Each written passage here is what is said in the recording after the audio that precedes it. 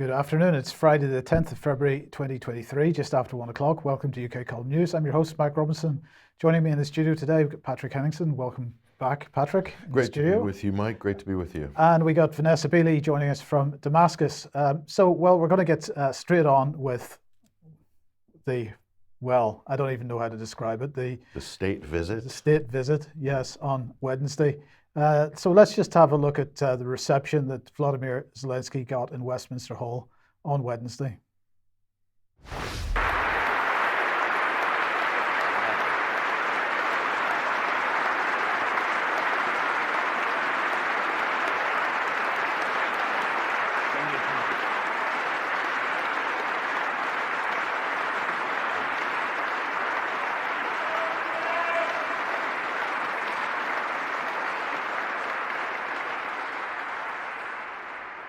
Thank you so much. I couldn't inflict any more than that at this point. But the whole Parliament, Lords and Commons assembled, standing ovation for the man. But it got worse, Patrick. It got worse during the course of the speech. There was a presentation made. Let's have a look at this. Because they are so few, they are so precious that we, the servants of our kings, do everything possible and impossible to make the world provide us with modern planes to empower and protect pilots who will be protecting us.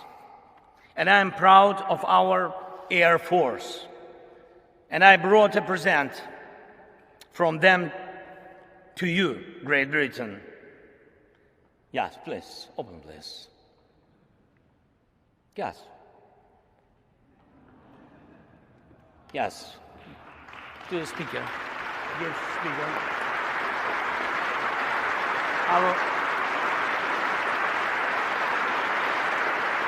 And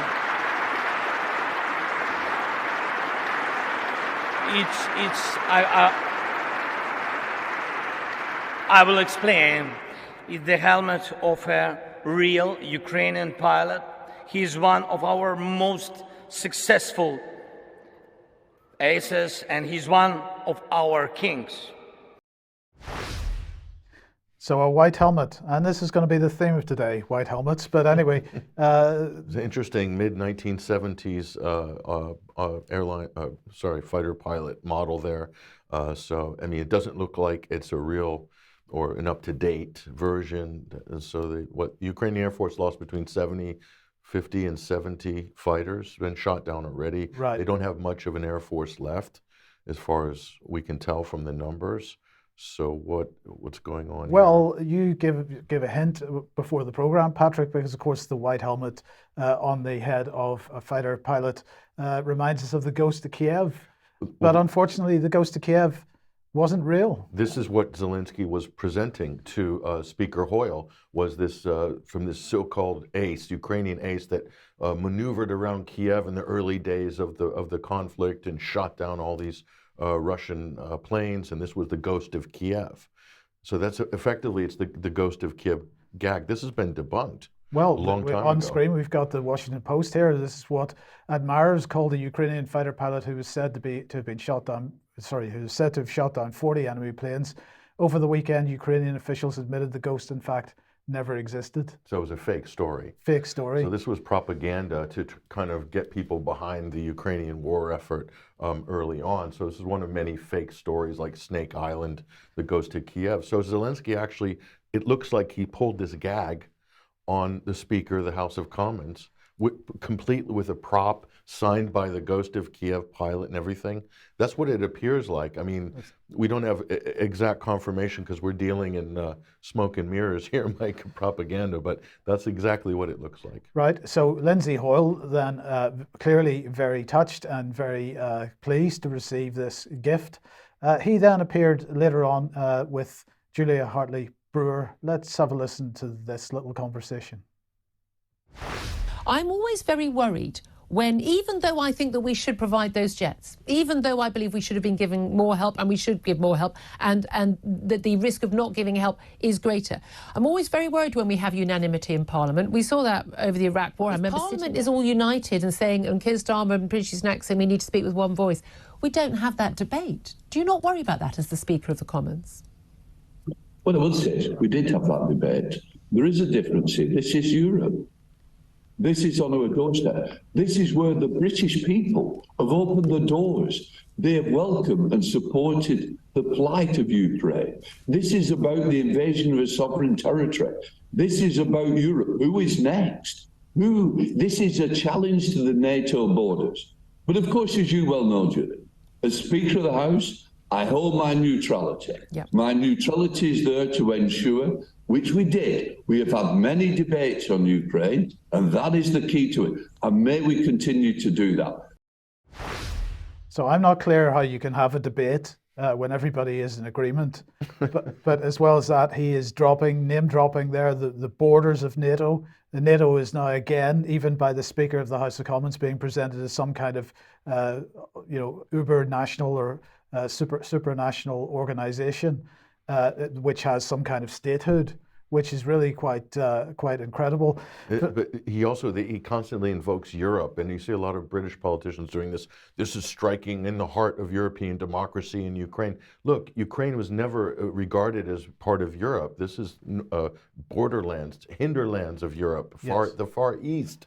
Okay, Britain doesn't even regard itself as part of Europe after Brexit, but they constantly invoke this. This is an attack on the heart of Europe, European democracy. Ukraine is not a democracy, at least not at the moment. It's everything but a democracy. So, to hear these sort of tropes coming from the speaker is it's almost laughable, along with the neutrality comment, Mike. He's going to retain my neutrality on this. Incredible. So I'm going to ask Vanessa for a comment in a second, but before we go to Vanessa, I just want to put this on screen. So this was pushed out by Bloomberg. And let's just look at a little bit of video. And what we're seeing here is a BBC reporter. So let's look at the video clip. Mr. President, I would really like to hug you, but I'm not allowed. Why not? Please, do give me a hug,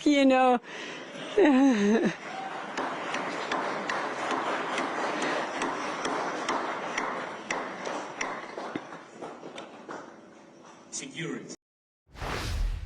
So that was the BBC's Ukraine correspondent. Now, Vanessa, what strikes me here is we've got a parliament with no dissent. We've got a media which is hugging the president of Ukraine. Who is here to hold anybody to account? Absolutely nobody. And I mean, it's extraordinary, the racism in the statement that the speaker just made. I mean, well, they're like us. I mean, he's echoing the early media coverage of why we should be uber sympathetic to Ukrainians is because they look like us, they sound like us, they have the same genes as us, and this is just extraordinary. I mean, I know the BBC have symbolically been hugging Al-Qaeda for 11 years in Syria, but to actually get up and hug someone that is increasing or empowering Nazis in Ukraine is just, I mean, to what level have we now stooped? I mean, it's astounding. I hadn't seen any of this because I've had my head down into everything that's going on here, but I'm speechless, actually. Yes, the BBC, just as impartial as the Speaker of the House. Where's the professionalism in the journalism, Mike? Look, every single thing that Zelensky says, does, right down to the T-shirt, the sweatshirt, or whatever. This is the emperor that only has one change of clothes. Everything that he does is totally staged and scripted, and it's run either out of the CIA's forward information operations or it's a British PR firm, we're not sure, or a combination thereof. There's probably Hollywood scriptwriters involved in this wag the dog total stage production. That was a staged hug. Okay, that was choreographed, that was scripted, that was for the public relations effort around Zelensky. So, I mean, if anybody thinks otherwise, you're very, very naive. So let's look at, well, is this a PR fail? Certainly for Rishi Sunak, it looked like one, but this image has been doing the rounds of Twitter. Now, I don't agree with Ian Bremer here that the helmet suits Zelensky well. I don't think it does, but anyway, it certainly doesn't suit Rishi very well. But this was then the theme after they left. So really, the whole... So yeah, go ahead. What's with the boots, by the way, with Sunak? Those are what, hiking boots? Yes. Are they combat boots? We're not sure. Are they going for hike up in the Brecon Beacons, or what's going on here? It's hard to say, but so this was all of the entire visit was clearly about arms and armaments. But let's have a look at what Boris had to say. It's time to give the Ukrainians the extra equipment they need to defeat Putin and restore peace to Ukraine. That means longer range missiles and artillery.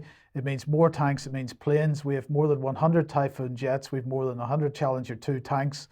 The best single use for any of these items is to deploy them now for the protection of the Ukrainians, not least because this is how we guarantee our own long-term security. So Boris, with the hairstyle, is basically saying we need to send all our tanks and all our aircraft to Ukraine immediately to become scrap metal. Scrap metal. And how does that keep Britain safe? To have all the tanks liquidated in the field, which they will be, and all the planes shot down like all the other airborne Ukrainian fighter jets that have been shot down. Do you have to understand the missile defense and the surface-to-air missile batteries that Russia has far outnumber and outperform anything that not only Ukraine can put on the field, then what NATO can put on the field. You're talking about S-500, S-500S, advanced surface-to-air missiles defense with ranges, Mike, of like up to 500 in miles in some cases. So to think that they're going to make any difference with deploying a few Typhoons, those Typhoons are going to end up in the scrap heap very, very quickly. This is why there is not a lot of air combat going on in that field, because it's a stalemate because of missile defense. So what was the Russian response? Well, here's the comment from the Russian embassy in London on Zelensky's Blitz visit, as they describe it. I think that's a carefully chosen headline, Blitz visit to London. The hasty visit by Ukrainian Commander-in-Chief to the UK capital and his theatrical performance at Westminster were obviously aimed at preparing the Western public for upcoming decisions towards further satisfaction of the Kiev regime's constant and ever-increasing demands. But here's the key point. Zelensky's fundraising event in London would, of course, have been incomplete without begging for more weapons that Kiev has long ceased to pretend are merely defensive in nature, this time Western fighter jets. Given that NATO artillery systems have been repeatedly used by Kiev's warmongers to shell peaceful cities in the Donbass, hardly any doubts remain that Western jets, should they be provided, would also be used in air raids against residential areas of the DPR, LPR, Kherson and Zaporozhye regions and have come under Russian protection. We would like to remind London, in the event of such a scenario, the death toll of yet another round of escalation, as well as its military political consequences for the European continent and the whole world, will be on the United Kingdom's hands. Now, I'm quite sure that that statement, if it hasn't already, is going to be spun by the Western media as being a threat.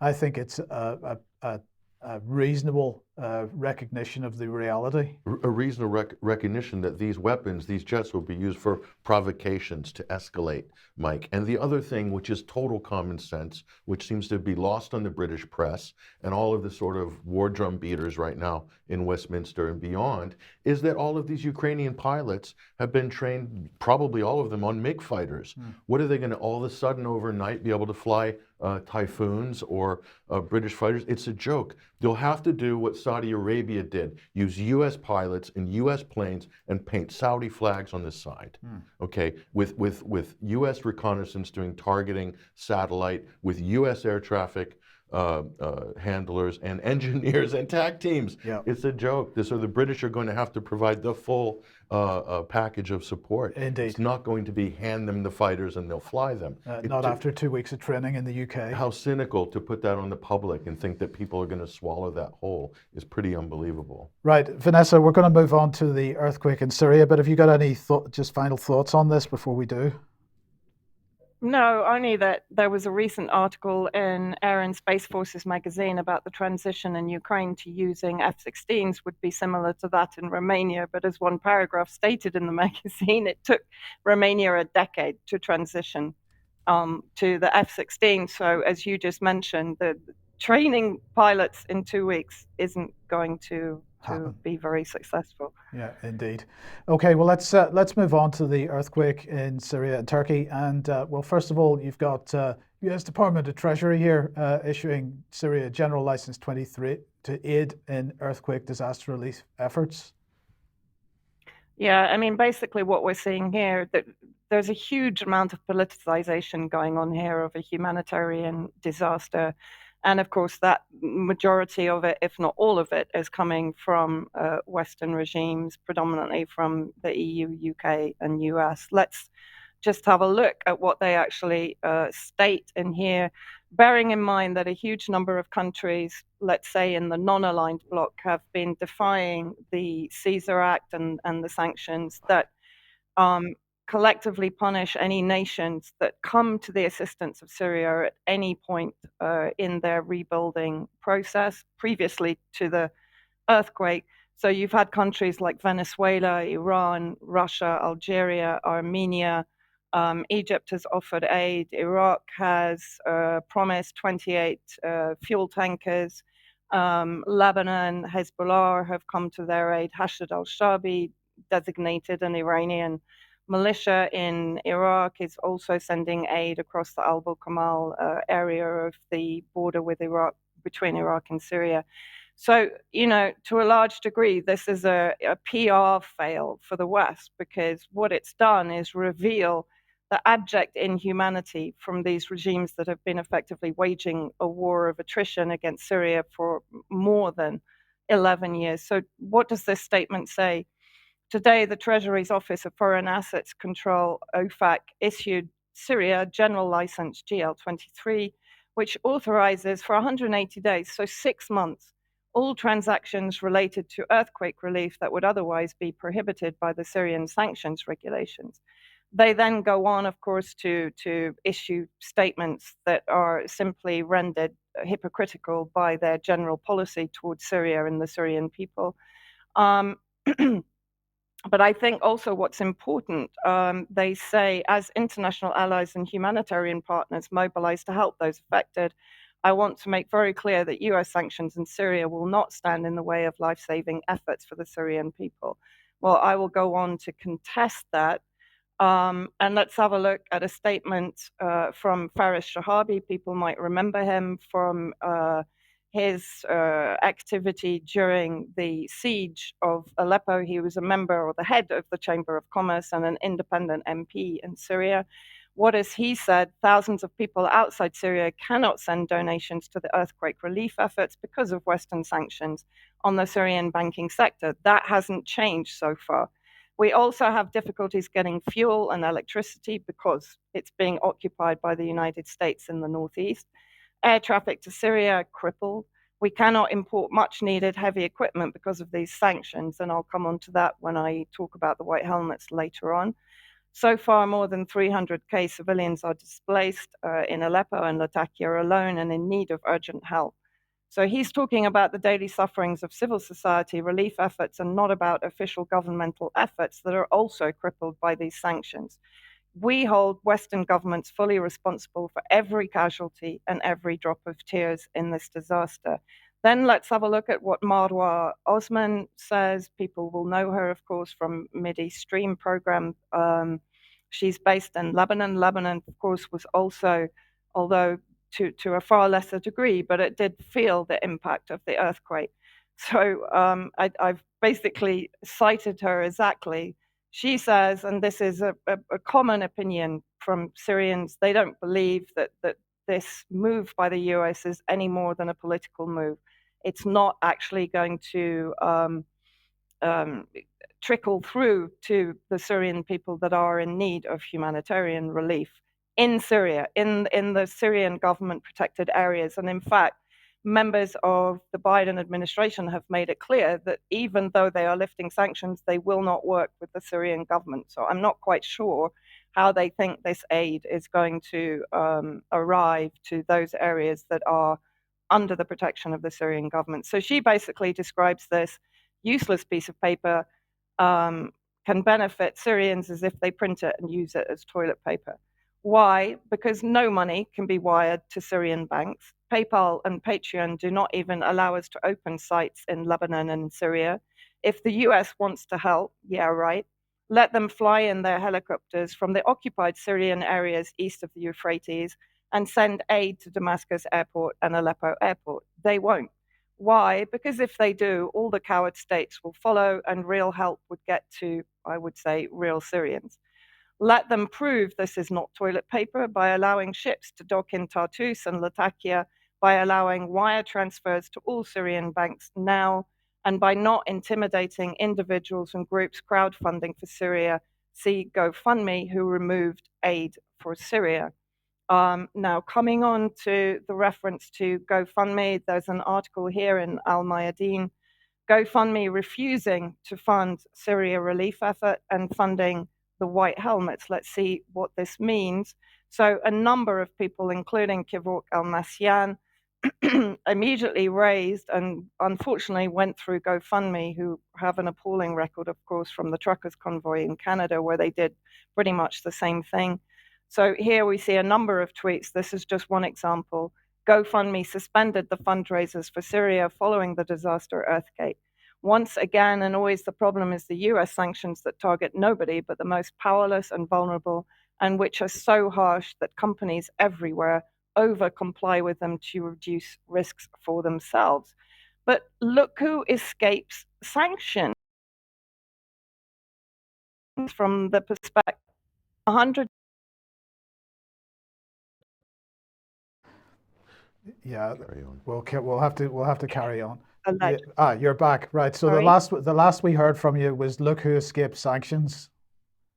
Sorry. The white helmets escaped sanctions in Syria. Sorry.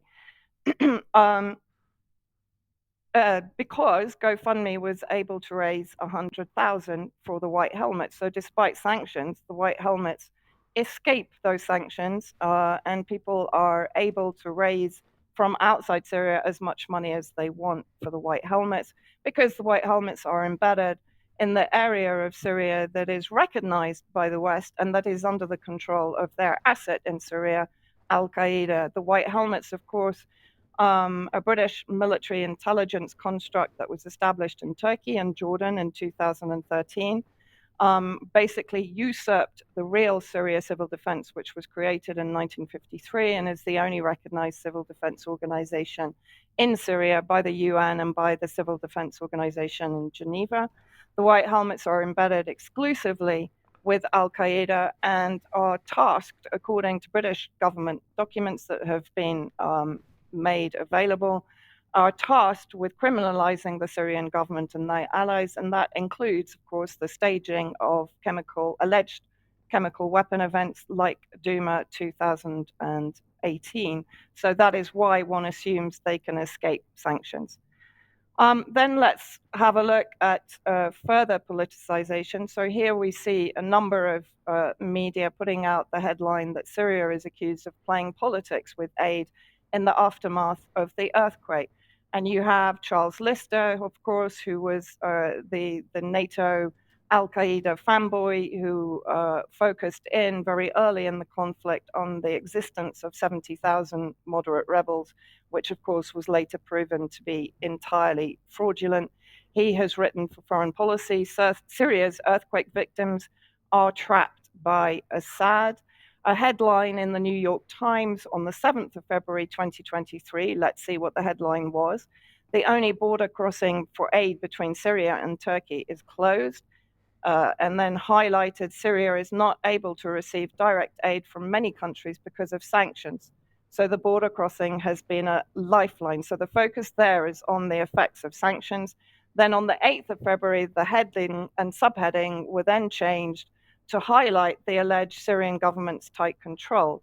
The only border crossing for UN aid from Turkey to Syria is hobbled as the Syrian government tightly controls what aid it allows into opposition-held, let's say, Al-Qaeda-controlled areas. Let's have a look at the rationale behind this statement. So this is a pretty current map of Syria. The area in green is controlled by Turkish proxy armed forces, terrorist armed forces that have been remodeled as the Syrian National Army under control of Turkey, that has funded the Muslim Brotherhood factions and armed groups in Syria since the beginning of the war in 2011. The areas in red controlled by the US Kurdish separatist Contras, and the area in blue, the majority of Syria, that is under the protection of the Syrian government. So if somebody could possibly explain to me how the Syrian government can nobble the entry of humanitarian aid through the Turkish border that is effectively under the control of Al-Qaeda, Bab al-Hawa, which is the only humanitarian crossing open because Russia closed the majority down because it was known that they were being used to smuggle weapons into the armed groups in Idlib. Bab al-Hawa is known as Al-Qaeda's trading post, and it's an area where Al-Qaeda receive so-called humanitarian aid, store it, and then sell it at extortionate prices to Syrian civilians. So the entire idea that the Syrian government could be responsible for preventing the entry of humanitarian aid, and in reality, it is Turkey, it is Erdogan that has been slowing down aid deliveries both into Idlib and then, of course, to the Syrian people in the area in green. And then let's also have a look here. The Syrian government in the last 2 days has been preparing to send a convoy of humanitarian aid to Idlib, so to the Al-Qaeda occupied areas through the Sarakeb crossing. Sarakeb is in southern Idlib and is back under control of the Syrian government and the Syrian armed forces since 2020. 2020, sorry. The convoy was at that point only waiting for representatives of the United Nations, but now it's hoped that it will enter Idlib via Sarakeb on Saturday the 11th at the latest. Syria has also informed the United Nations that in case the UN is late in responding to the crisis, the government reserves the right to act alone, of course, perfectly acceptable, having declared a state of emergency in the earthquake-hit region. UAE has been negotiating for 3 days with Idlib armed groups, Al-Qaeda dominated, to open the crossings, but they were refusing, probably under pressure to maintain the narrative that the Syrian government is blocking aid. These groups were finally persuaded to allow the entry of an aid convoy by the Syrian Red Crescent and international organizations actually based in Syria. But let's have a look at what happens to humanitarian aid that enters Idlib from Turkey through the Bab al-Hawa crossing.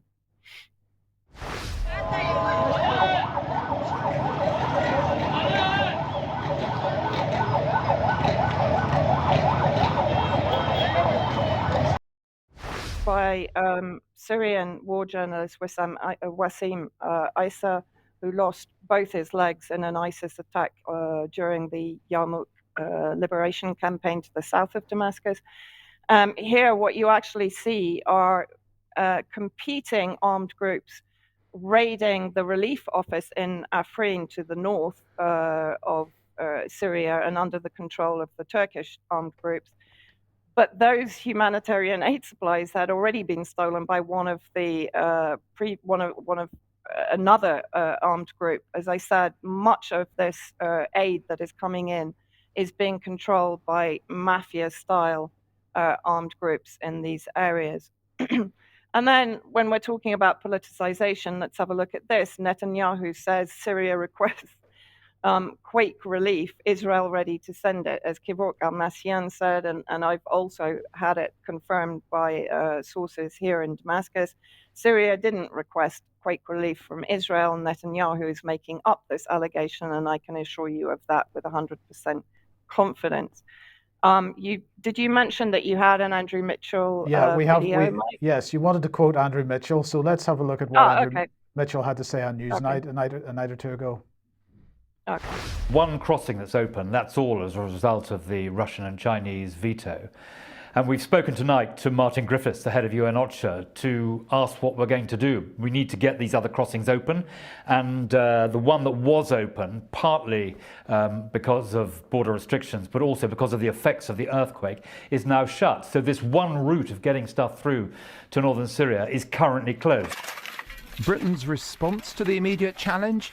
To help the one organisation that is operating on the ground. Britain has funded the White Helmets, which during the war were a sort of civil defence unit, but they are the first responders on the ground there, and we are looking at giving them more support so that they can put fuel in their vehicles.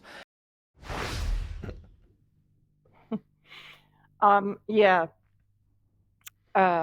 Right. So what I've actually been told by sources with contacts inside USA is that the UK and the US right now see this as an opportunity to repair the tarnished reputation of the White Helmets, who of course were very much discredited, particularly by their role in staging events during the alleged Duma chemical attack and providing fraudulent witness statements to the OPCW team.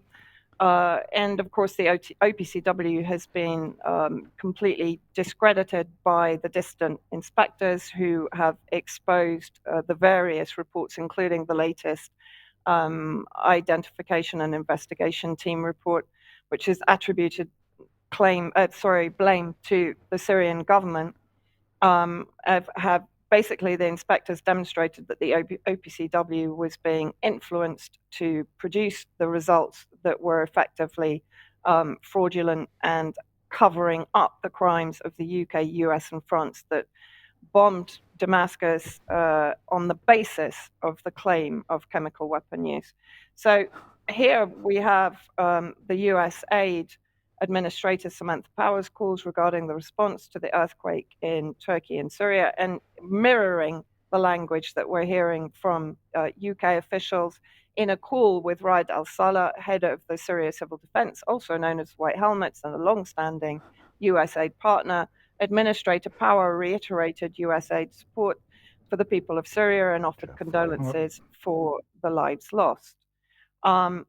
Let's have a look. People who followed the Syria war from the beginning will know our work on exposing the White Helmets, let's say, Oscar-winning performances in their PR complex that was producing these reports to effectively present the White Helmets as Nobel Peace Prize nominees. Let's have a look at this video, Mike.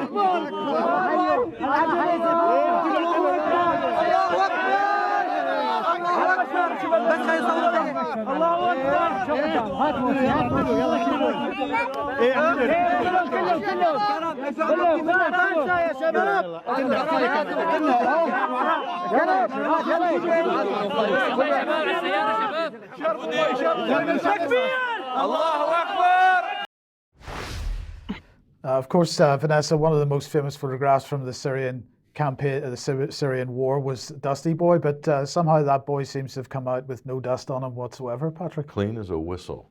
And when he was saying takbir, he wasn't talking about let's go to the pub and celebrate.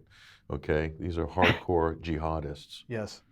So incredible. And I mean, extraordinary, because presumably this boy would have been buried since, what was it, 4 a.m. On Monday morning. And yet, as you point out, he emerges perfectly clean and perfectly jolly. It's quite clear that he knows the people who have dug him out and that he thinks this is a great game. Of course, this is also in keeping with the tsunami of videos that we used to see from when the White Helmets got involved in producing the propaganda in Syria to defend the armed groups and to maintain the idea or the myth of them being moderate rebels. So let's look at how much the US is pledging: 85 million for Turkey, Syria earthquake relief. And the other point that I wanted to make, of course, that the various handlers of the White Helmets have been trying desperately to renew their image with their connection to Ukraine. You know, there has been a huge amount of propaganda linking the White Helmets to the paramedic efforts in Ukraine and trying to basically put them back in the limelight, and it's been failing.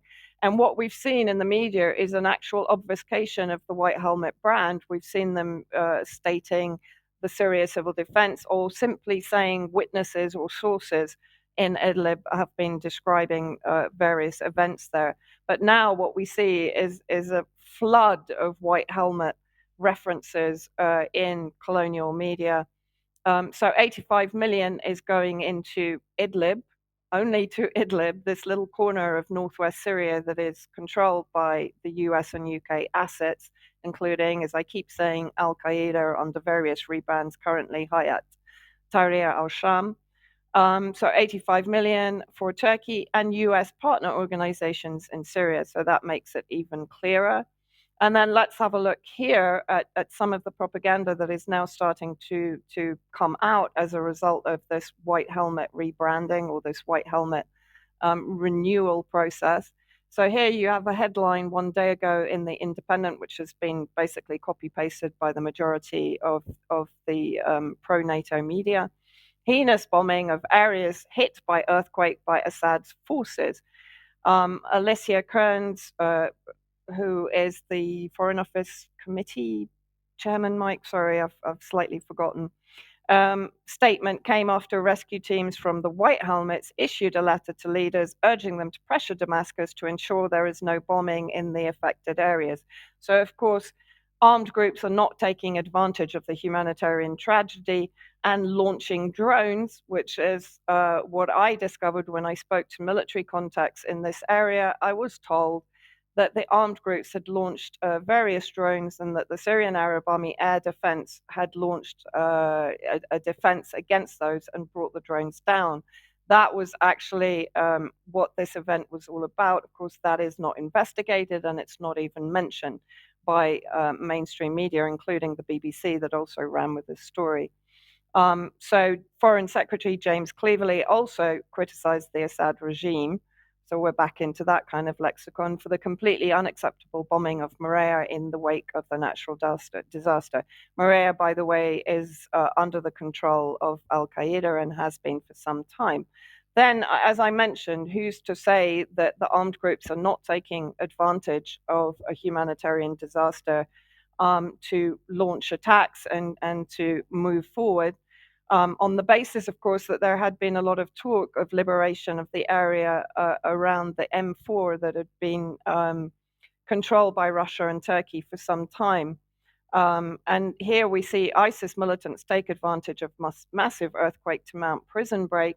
Now, the Raju prison near Afrin in northern Syria is actually under control of the Turkish intelligence.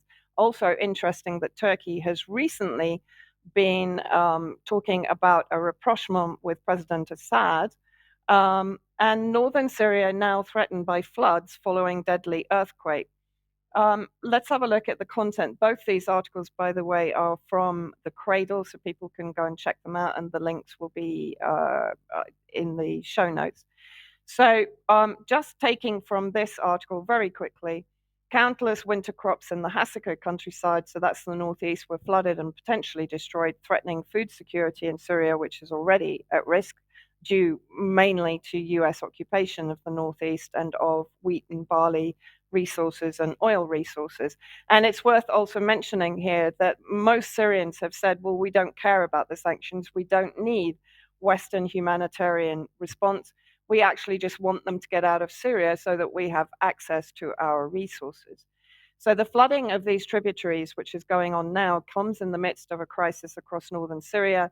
which has been caused, according to many experts, by Ankara's monopolization and weaponization of water accessibility, given that most of these river branches originate in Turkish territory. Since 2019, Turkey has been cutting off water supply to 2 million civilians in northeast Syria. There is speculation that the Turkish dams and artificial lakes built by Ankara on the Euphrates River may have caused the earthquake. Ibrahim Saeed, a geography professor at Damascus University, said following the quake that the huge amount of water in the Ataturk Dam caused the earthquake, which collected 48 billion cubic meters of Euphrates water. This dam, he says, is a violation of nature and of the water rights of Iraq and Syria. There is a history of Turkey orchestrating famine both in Iraq and in Syria through the restriction of water supply. Deputy Director of Iraq's Seismological Center, Hasnain Jassim, Turkey has built 2,000 dams, reservoirs, and artificial lakes, some of which are near the epicenter of the earthquake. This is one of the reasons for the activation of the earth. Of course, it is also interesting. I mean, there are going to be many conspiracy theories concerning the cause of the earthquake. It is interesting for me, particularly, that it came immediately after Turkey had been accusing the US of interfering in state affairs in Turkey, and that the US embassy and I think other embassies had withdrawn their embassy staff just before the earthquake. People were asking for where they can donate. Unfortunately, we're still trying to reinstate the various GoFundMe fundraisers. We're working on alternatives, but for now, I would recommend the Syrian Arab Red Crescent, which at least has its headquarters in Damascus, and it is one of the organizations working quite closely with the Syrian government, and people can freeze their screens afterwards to take the details down. We'll put those details under the we'll put those details in the show notes as well, so anybody can get them.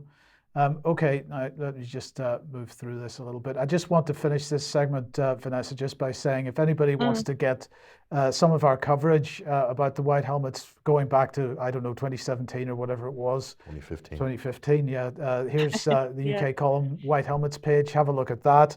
That page in turn links to all the articles you wrote for 21st Century Wire and the White Helmets files. So those are the two places mainly to go to, I suppose, if you want to get the history of how we got to this point and what the White Helmets are. Okay, let's move on then. If you like what the UK column does, you'd like to support us, please head over to community.ukcolumn.org. Your membership would be very welcome and much needed, but please do also consider picking something up at the UK column shop. We'd appreciate it if you shared material on the various platforms as well. Now, Patrick, let's move on to Ukraine well, what's the latest? Oh, just a little update on what's going on with the Ukrainian conflict. A lot is going on this week, and some of the more noteworthy developments. Let's take a look. Well, okay, we'll take a look at this first. So here's Defense Intelligence, their latest propaganda piece, saying that, well, they're finally admitting that the Russians have likely made tactical gains around Bakhmut. And then they said in the south, Russian units have made advances, so they're acknowledging advances. However, Russian units have likely suffered particularly heavy casualties around Vuhledar. As inexperienced units have been committed, Russian troops likely fled and abandoned at least 30 mostly intact armored vehicles in a single incident after a failed assault. So they don't really know what's going on. That's the words like likely and so on. But look, here's the thing. Today, massive attacks, missile attacks in Ukraine. Air alert again announced in all oblasts of Ukraine, says Euromaidan Press. That was twice there were major air alerts today. But huge numbers of missiles going into Ukraine. But already the mainstream press and various governments getting very excited about it because, well, here's Reuters. Ukraine says 2 missiles crossed into Romania and Moldova. So their claim is that the missiles flew through Romanian and Moldovan airspace on the way to Ukraine. from Russia. Well, that's what the article says, but the headline implies something Implies else. something doesn't else, it? absolutely. And in fact, the implication here and what's being pushed by the Romanian authorities is that, well, hold on, we're a NATO country. This is so irresponsible by Reuters, but it should be a good example for people watching as to the real subtle propaganda. Yes. Think about how tense things are right now. NATO Article 5 triggers and that sort of trap with Romania, for instance, Mike. And then they run a headline like this, even if it didn't happen, but it just seeds the sort of conversation and it increases the tension. Yes. And politicians read this. Listen, let's be honest, Mike. There's MPs and congressmen that'll read that headline And believe it. like Lindsey Graham, and that means Russian missiles landed in those countries. They're not that smart. They can't tell the difference. And so it moves into the rhetoric, and they just raise the tension. So Moldova's defense ministry has confirmed that a Russian missile violated its airspace, or at least that's their claim, and they have apparently summoned the Russian ambassador. So where does that take us? That takes us to the Guardian coverage of the same. Well, it's good news, Mike. Things have gotten serious and desperate, apparently, that they've deployed Luke Harding to Kiev to report on this. The most discredited journalist in the entire mainstream media is our man in Kiev. The Guardian have got their guy there hauled up in some kind of five-star hotel, double suite somewhere in the heart of Kiev, right in the front line of the action, of course. Good. So there's Luke Harding. So totally discredited, made up a fabricated story about Paul Manafort visiting Julian Assange. The Guardian never retracted it, along with divulging the passwords to these files that they ended up indicting Assange about. So we just thought it's fitting, Mike, that we're going to update the profile picture here of Luke Harding, and just to know that they've got the best guy on the job there, Clown World exclusive, our man in Kiev. So there he is, folks. But here's the real, and obviously look at the staged photo that the Guardian running here, all the serious guys in the bunker, war map. It's almost laughable that these are actual authentic photographs of anything, but this is what they're pushing. Now Luke Harding's pushing in here that Ukraine's fierce resistance and Russians are taking losses and so forth. So he's a propagandist. That's what his job is. He's been caught spinning fake news, and yet the Guardian, shameless as they are, will just run him as their sort of main correspondent. They're anti-Russia guy. They're manning Kiev. Here's the real update here. This is from a Telegram channel, Mill Chronicles. So pretty accurate battle map. We've cross-referenced with a number of other similar channels, and they're all saying the same thing. So this is Bakhmut here. This is where the heavy fighting is. Major offensive today. Major offensive by Russia. That's what all reports are basically showing. Yeah.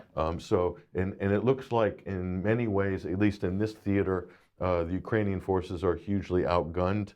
So it's not good news for Ukraine, but you're not going to read that in any of the Western mainstream media reportage. So, but here's a really interesting story, Mike, that's broken. And this is interesting. And as we say, there's two political maxims. Timing is everything and nothing happens by coincidence. In politics, Zelensky takes credit for derailing the Minsk agreements. Why on earth would he be saying this now? This is an extended interview with Der Spiegel, which just was printed, I believe, yesterday, and has a number of bizarre admissions by Zelensky. What could possibly be going on here? Let's take a look at what was said. And Zelensky said that he viewed the agreements as a concession on Ukraine's part and never actually once sought to implement them. Instead, they were merely used to exchange prisoners with the two breakaway Donbass republics. And this is the detail of that. He said, but as for Minsk, the Minsk peace accords as a whole, I told Macron and Merkel, we cannot implement it like this, says Zelensky. I told Putin the same as the other two. They were surprised and said, if we had known beforehand that you would change the meaning of our meetings, then there would have been problems even before the summit. So here's the question, Mike. Why is this happening now? Is he covering for the statements by Angela Merkel? Just a couple. Is he doing a quid pro quo, a favor for his Western partners? Is that what's going on? Could be. So this is the question we have to ask ourselves. Timing is everything, and nothing happens by coincidence in politics. So Zelensky's been put up to say this for a reason. The question is why. Yeah. So keep your radars up, everybody, and look for clues as to what this means. So, but that leads us to the big ticket item, Mike, this week, the Nord Stream pipelines. So we've got some movement on the Nord Stream story at long last, the Nord Stream pipelines here. And what is actually going on? Well, there's some interesting revelations from Pulitzer Prize winning journalist Seymour Hersh, which have come out. State-sponsored terrorism. The question is, who is responsible for the state-sponsored terrorism? Is it an Anglo-American job? That's the question. Will we get answers on this? Well, let's take a look at what Cy Hersh has to say here. And this is the Substack headline. This article has made absolute thunderous tremors throughout Washington and the media. The mainstream are very careful not to touch this too much because it's explosive. How America took out the Nord Stream pipelines. All we've had is denials ever since this happened in September. Total denial. So the New York Times called it a mystery, said Hersh, but the United States executed a covert sea operation that was kept secret until now. He's quoting anonymous sources here. Here's what he says. Basic gist of it. This is a well-written article, by the way. You expect no less from Seymour Hersh. Last June, Navy divers, important point there, Navy divers operating under cover of a widely publicized mid-summer NATO exercise known as Baltops 22. We discussed this At the time, on yes. this program as well. Planted the remotely triggered explosives that 3 months later were detonated and destroyed 3 of the 4 Nord Stream pipelines, according to a source with direct knowledge of operational planning here. Okay, that's Hersh, and he goes on. The divers were Navy only and not members, this is important, not members of American's Special Operations Command. Why? Whose covert operations must be reported to Congress and briefed in advance to the Senate and House leadership, to the so-called Gang of Eight. So do you see what's happened here? They moved it away from special ops using regular Navy divers out of Panama City, okay, deployed them to do part of, during the Baltops in the sort of low, the shallow part of the seabed there, where divers could access. So the Biden administration was doing everything possible to avoid leaks as the planning took place late in 2021 and into the first months of 2022. Do you see when they started planning this? Did they know what was coming? Of course they knew that was coming. That's the implication here. And that's, to me, one of the most explosive parts of this report. Now, so Joe Biden basically said, do you remember back in, I think it was last February of 2022, he said that we're going to sort out the Nord Stream pipelines. Yes. Let's roll that clip. If Russia invades, that means tanks or troops crossing the border of Ukraine again. Then there will be no longer a Nord Stream 2. We will bring an end to it. How will you do that exactly? Since the project and control of the project is within Germany's control. We will, I promise you, we'll be able to do it. So that was open admission. And what's important here, Mike, is that he did say that publicly and didn't use special ops, doesn't have to do congressional oversight with the House and Senate committees on that.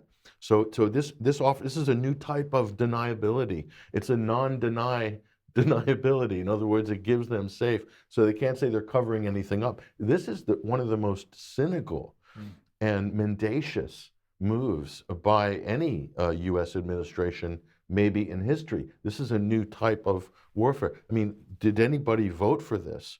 This is threatening World War III. Right. No one's ever, I mean, the U.S. has never openly, no one's ever openly, not a NATO country, gone after infrastructure like this. That's a joint project of one of their closest allies in Germany. Hugely dangerous. Was this a unilateral move by the United States, or did they have a partner in this? Very good question, because we've got to remember that, of course, there was the allegation as a result of a leak, apparently a hack of an iCloud account, that a message had been sent to Antony Blinken from Liz Truss at the time saying it's done. Interesting, yeah. Well, and that was reported at the time. It was, absolutely, yes. So was there any pushback on that? I don't remember seeing much pushback from the media claiming it was fake. Right. So does it stand as data, as evidence? I don't think there's been any absolute denial of it. So that lends to the idea, Mike, this is an Anglo-American job. Right. The special relationship added again.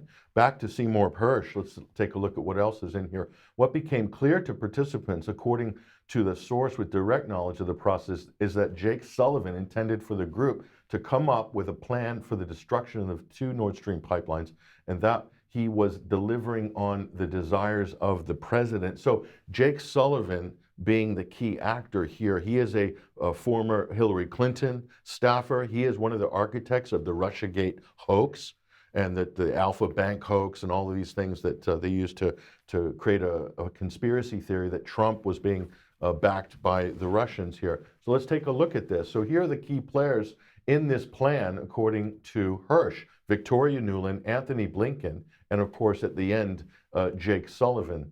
There, that's Victoria Nuland, who is one of the most famous, architects of pretty much every pro-Ukrainian or anti-Russian policy. Certainly, she gets credit for the Maidan coup, but Tony Blinken, of course, is involved in this. But let's focus on this person because Jake Sullivan is front and center, and this is one of the most. You have to remember, the people like this, these career operatives, they're not elected. They come along for the ride and they're given some incredible power. Nobody voted for this guy, but yet he's a Hillary Clinton operative. It's basically running Clinton and Obama policies through the Biden administration. If you believe that Joe Biden has no power at all and he's just an octogenarian animatronic puppet, which there's a lot of evidence to suggest that that might be the case.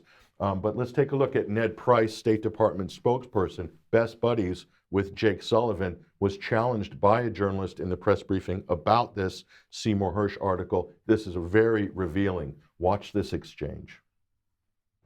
I'm sure you're aware of the new report from Seymour Hersh, how America took out the Nord Stream pipeline and the White House's denial of any involvement. Given the longstanding U.S. opposition to the pipeline, Secretary Blinken's calling its demise a tremendous opportunity, and Undersecretary of State Nuland's saying that the U.S. officials were pleased with the destruction of the pipeline, especially the Sweden secretive investigation. Do you think the U.S. government's denial of involvement is credible? I absolutely do, and I repeat it here. Anything else? Let me follow up on that, if I might. Have you or anybody else at the State Department any communication with German, Norwegian ambassadors or other allies or officials on this matter? On the matter of Nord Stream 2? On the matter of the latest allegations, which give a fairly, it's one anonymous source, but it is a fairly detailed, it would not be it would not be typical for us to engage allies and partners on something that is utter and complete nonsense and that should be rejected out of hand by anyone who is looking at it through through an objective lens. Yes, go ahead. One more aspect on this. One of the allegations that Hersh makes is that it was taken off the CIA in order to prevent involvement, oversight as a covert operation. Did you read the piece? I'm familiar with it.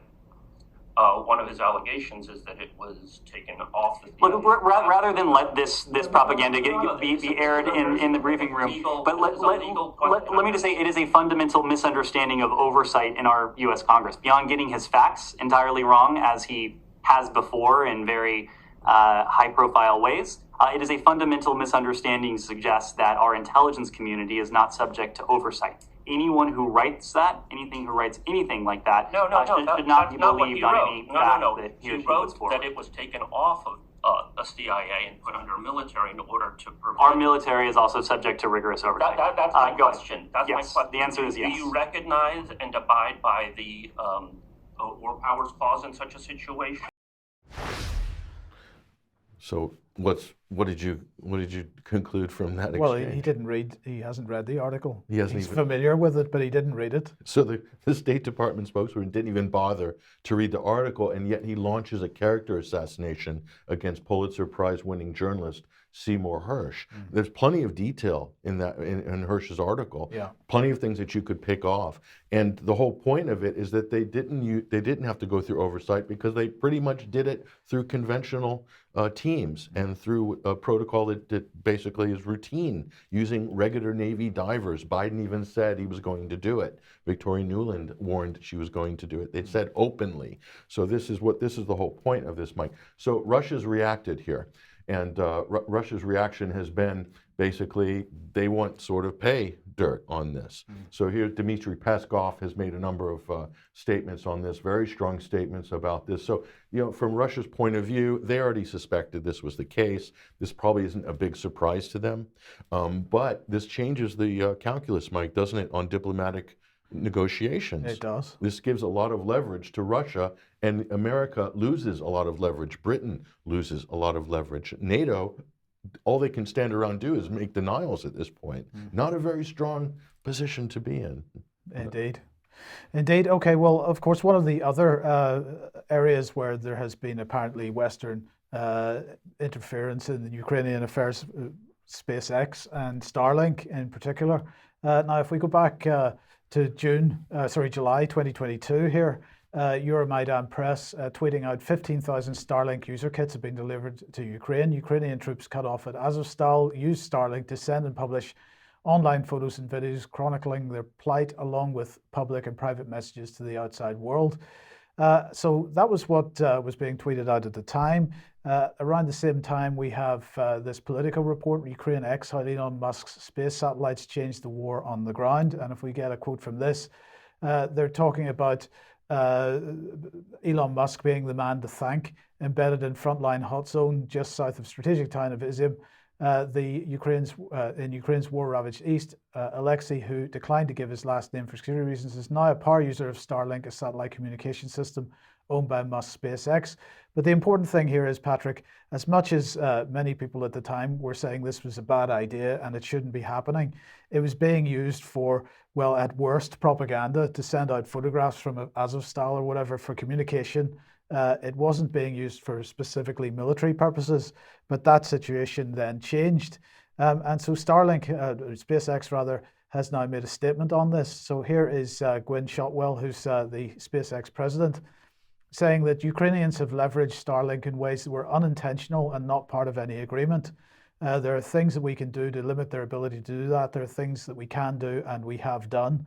And so they were particularly objecting about the fact that Starlink was no longer being used just for communications and personal communications. It was being used to actually task certain weapon systems. Like drones. Drones, for example. Drones, for instance. That was the one thing that they mentioned in particular. So they seem to have decided against any future use of Starlink for this kind of purpose. And you have to remember, this comes on the heels of just a couple of months ago when Starlink announced that they're cutting off internet access from the Starlink array of satellites to Ukraine because they weren't paying the bill. I think it was something like, it wasn't a lot of money, it would be $21 million for the whole country per month or something like that. Chump change compared to what they've been forking out for Zelensky into that sort of money pit that's called Kiev. Right. So what's 21 million a month? That's like nothing. Even Britain could afford to pick up that bill, right? So this is interesting. So it seems like they've been gradually backing away from this, which is a very interesting position from Elon Musk and from Starlink, considering all of the revelations, especially with the Twitter files of recent. So let's move on to the Twitter files hearings then, Patrick. So these were hearings in Washington. This was happening yesterday, so we were watching some of this, also participating in some very good discussions online with Twitter Spaces on this as well, with whistleblowers and journalists and things like that. So what was going on here, and that was the big question, Mike, what did they have on offer? So the Twitter files hearings have been interesting because this is a chance for people to be questioned directly. So one of the representatives, Nancy Mace, a Republican congressman. She's got Gadd, Ms. Gadd. She was the head of legal moderation or whatever, the head lawyer for censorship, basically, under the Dorsey regime at Twitter. Watch this exchange. It's very, very revealing and literally not pulling any punches. Another example of what Twitter has done to censor folks is from Dr. Martin Koldorf, a Harvard-educated epidemiologist, who once tweeted, "COVID vaccines are important for high-risk people and their caretakers. Those with prior natural infection do not need it, nor children." The Twitter files reveal this tweet was deemed false information because it ran contrary to the CDC.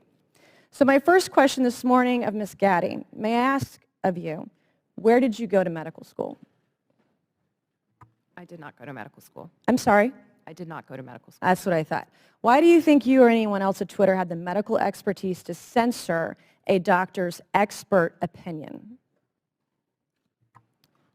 Our policies regarding COVID were designed to protect individuals. We were seeing... You guys censored Harvard-educated doctors, Stanford-educated doctors, doctors that are educated in the best places in the world, and you silenced those voices. My next question is, did the U.S. government, I have another chart I want to show you, Ms. Gaddy. I have another tweet by someone with a following of a full 18,000 followers. This person put a chart from the CDC on Twitter. It's the CDC's own data, so it's accurate by your standards, and you all labeled this as misleading. You're not a doctor, right, Ms. Gaddy? No, I'm not. Okay. What makes you think you or anyone else at Twitter have the medical expertise to censor actual, accurate CDC data? I'm not familiar with these particular situations. Yeah, I'm sure you're not. But this is what Twitter did. They labeled this as inaccurate. It is the government's own data. I have another question, my last one for you, Ms. Gaddy. Did the U.S. government ever contact you or anyone at Twitter to pressure Twitter to moderate or censor certain tweets? Yes or no? We have a program. Did the U.S. government ever contact you or anyone at Twitter to censor or moderate certain tweets? Yes or no? We receive legal demands to remove content from the platform from the U.S. government and governments all around the world. Those are published on a third-party website, and anyone can review Thank them. God for Matt Taibbi. Thank God for Elon Musk for allowing to show us in the world that Twitter was basically a subsidiary of the FBI, censoring real medical voices with real expertise that put real Americans' lives in danger because they didn't have that information. So straight away, the Twitter lawyer said, we received legal requests from the U.S. government. That's the point. They're not legal. If the U.S. government's involved in denying protected First Amendment rights to U.S. citizens, that's not illegal. That's not legal. It's not legal. Yeah. Right. It's unconstitutional. That shows you how divorced from reality these people at Twitter are, these overpaid bureaucrats, super bureaucrat censors, and unbelievable the amount of power. They were censoring the global conversation, Mike, from their office in San Francisco, determining what people around the world had in terms of information about COVID, about vaccines, about lockdowns, about all of that stuff. Unbelievable. Now, it gets worse. So the Hunter Biden laptop, can we all agree that this is real? This actually happened? I mean, we can. It was never fake. It was never Russian disinformation. It was real. It remains real. And in the future, it will be real as well. But not according to Alexandria Ocasio-Cortez. Listen to what AOC thinks. She still thinks it is Russian disinformation. Watch this. Here's the deal. Before I even get into my questions, I think that the story here with the Washington Post reporting is that what they're saying right here, when the New York Post first reported in October 2020 that it had obtained contents of a laptop computer allegedly owned by Joe Biden's son Hunter, there was an immediate roadblock faced by other news outlets that hoped to corroborate reporting, as many did. The newspaper wasn't sharing what it obtained. New York Post had this alleged information and was trying to publish it without any corroboration, without any backup information. They were trying to publish it to Twitter. Twitter did not let them, and now they were upset. I believe that political operatives who sought to inject explosive disinformation with the Washington Post couldn't get away with it. And now they're livid. And they want the ability to do it again. They want the ability to inject this again. So they've dragged a social media platform here in Congress. They're weaponizing the use of this committee so that they can do it again. A whole hearing about a 24-hour hiccup in a right-wing political operation. That is why we are here right now. And it's just an abuse of public resources, an abuse of public time. We could be talking about healthcare. We could be talking about bringing down the cost of prescription drugs. We could be talking about abortion rights, civil rights, voting rights, but instead... I don't even know where to start with that. So it's a political partisan cover-up. Yeah. She's upset because this was exposed. Still, in her mind and to her supporters and Democratic voters, the Hunter Biden laptop story was fake. It was a Russian disinformation campaign. Mike, we are in such a dangerous place in society that people can't acknowledge that certain things are actually what they are, which is facts and truth. And we've got AOC and politicians banging on the propaganda narrative. Now, things got a little bit testy later with the congressman from Louisiana, Clay Higgins, and he basically did a dressing down of all of the Yoel Roth, Gad, and the other moderator they had up there. So watch this. This got serious at the end. For the record, Mr. Baker, Ms. Gotti, Mr. Roth, Mr. Navaroli, are you here under the advice of counsel, and do you have counsel present? Yes, sir. That was a yes? Yes, sir. Yes, sir. Yes, I do. Yes, I was subpoenaed That's to good appear. to know. I'm glad you all have counsel present. Mr. Chairman, for submission for the record, I'd like consent to submit the Twitter files dated December the 8th, posted by the New York Post regarding the suppression of conservative commentators. Like that submitted. Without objection, so ordered. Mr. Chairman, thank you. I'd like to also submit for the record a timeline of events with cited sources outlining strong evidence of the Biden family organized criminal actions would certainly indicate that we've crossed the threshold of reasonable suspicion. I'd like this timeline submitted for the record. Excuse me, Mr. Chairman, where is that from, that timeline? Timeline in my hand, boss. I'll get it to you shortly. Bottom line is that the FBI had the Biden crime family laptop for a year. They knew it was leaking. They knew it would hurt the Biden campaign.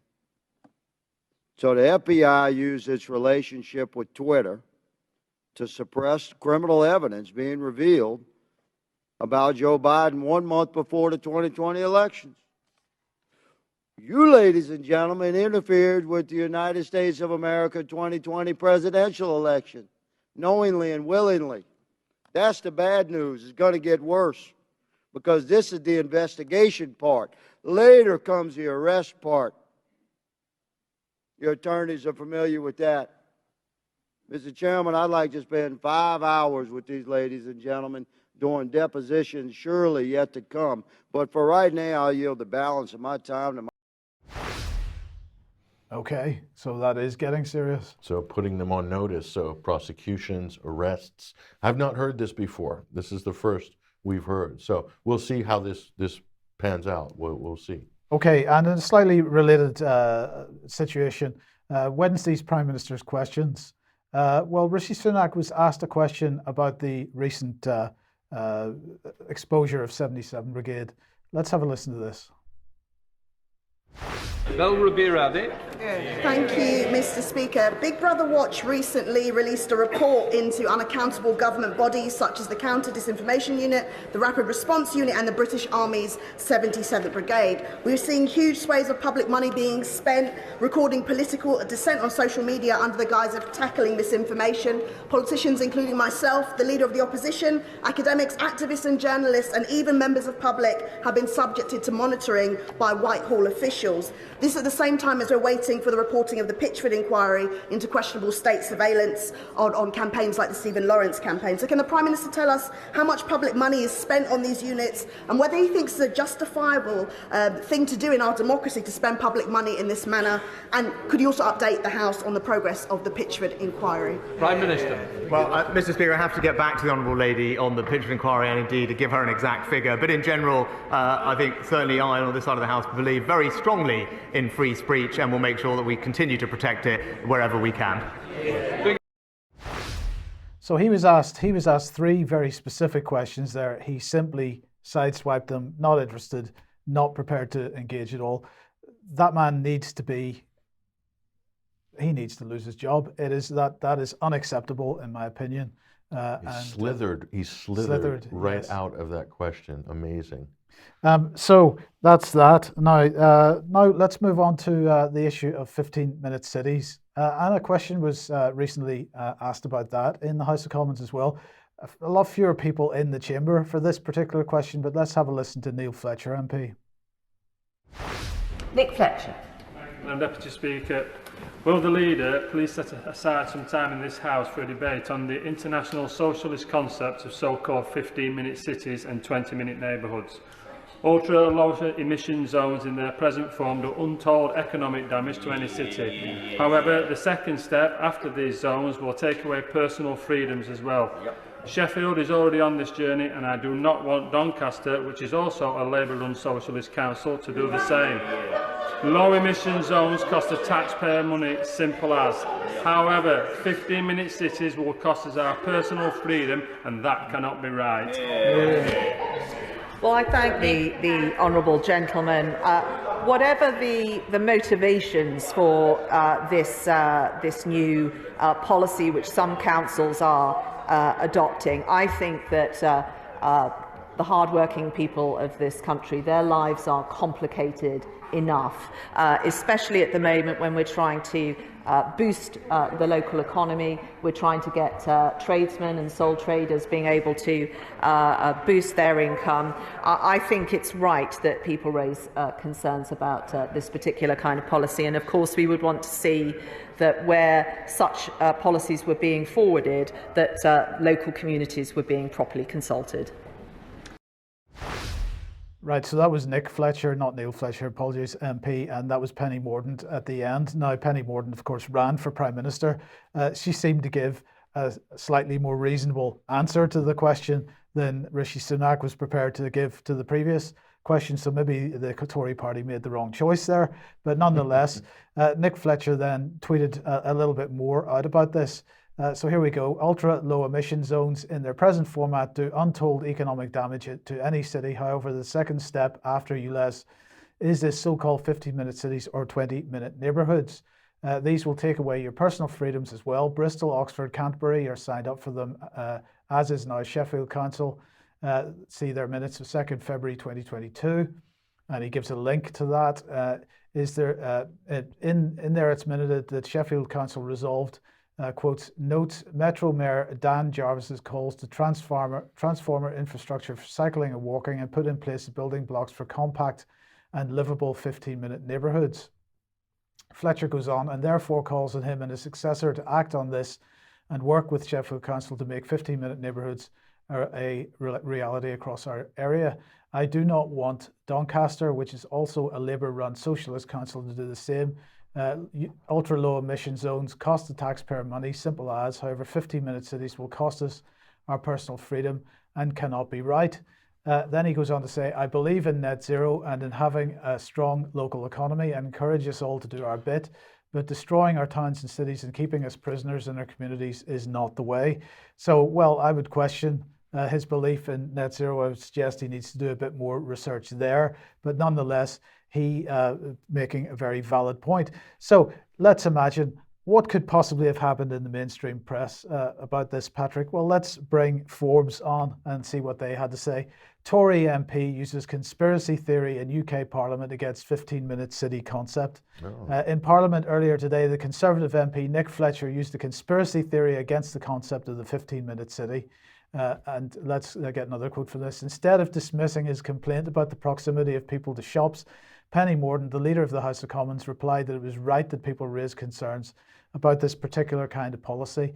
And then what do? They try to drag the anti-Semitism trope in as well. So on GB News, a relatively new British free-to-air television and radio news channel, the broadcaster and historian Neil Oliver recently complained about 15-minute cities, saying, we'll be expected to walk or cycle. Do you see the scam yet? They advertise a world of electric cars, but what we'll end up buying is lives lived on foot within 15 minutes of our homes. And then the article goes on to bring in the whole issue of the recent furore over Neil Oliver's alleged anti-Semitic coverage of juries and so on. The response to this was absolutely pathetic. Well, look at the author. I mean, look at his slug under his author. It says, I've been writing about transport for 30 years. I think it's Carlton Reed or something like that. Right. So that's the last guy you want writing about this, because he's been on staff for 30 years. So isn't it amazing how they piece things together to create their own conspiracy? Like, this is a conspiracy of conspiracy theorists. And we should now, it's funny, Neil Oliver has become the whipping boy of the establishment for conspiracy theories. He's gonna basically unseat David Icke as the country's most prominent conspiracy theorist if the mainstream media have their way. It's a complete joke. And you know what else is interesting? If you look at this thread by Nick Fletcher on Twitter, you have these openly self-declared communists in various accounts coming in and attacking him. And so this is totally political. But what's the most important thing I heard from that statement? I don't agree with his net zero. I think Nick Fletcher has to get educated on the whole climate change farrago and what a scam net zero is. But he brought up an important point. These are all being done, these policies are being put in by stealth by local government without public consultation. Right. Totally undemocratic. So you have these radical labor local government operatives, probably a minority of local government, pushing this. It must be centrally managed from some place, but it's being done by stealth. What if you had open hearings and public consultation? What do you think the public would say about these? Indeed. And if you want to know about how it's being brought in by stealth, get on the UK Column website, search for Global Parliament of Mayors or C40 cities and a whole host of other global governments. What do they call it? Global Parliament of Mayors. And locally, what do they call? There's the assembly. What was the local assemblies? The people's assemblies, what were they called? Yeah, but that is related. But nonetheless, have a search for those two terms in particular, and you'll see that we've been covering this for many years now. This drive towards making the metro mayors and the mayors agenda around the world, make them drive forward with this global net zero policy, 15-minute cities, and so on. So do have a search on the UK Column website for that. And people like George Monbiot are really backing these types of initiatives, as are the World Economic Forum. Indeed. Surprise, surprise. Indeed. Okay, look, we're absolutely out of time. Please join us if you're a UK Column member for extra in a couple of minutes, but otherwise we'll be back at 1 p.m. on Monday as usual. Brian away all next week, but don't worry, we've got plenty to cover in the meantime. Thank you very much to Vanessa for joining us. Thank you, Patrick. We'll see you on Monday. Have a good weekend. Bye-bye.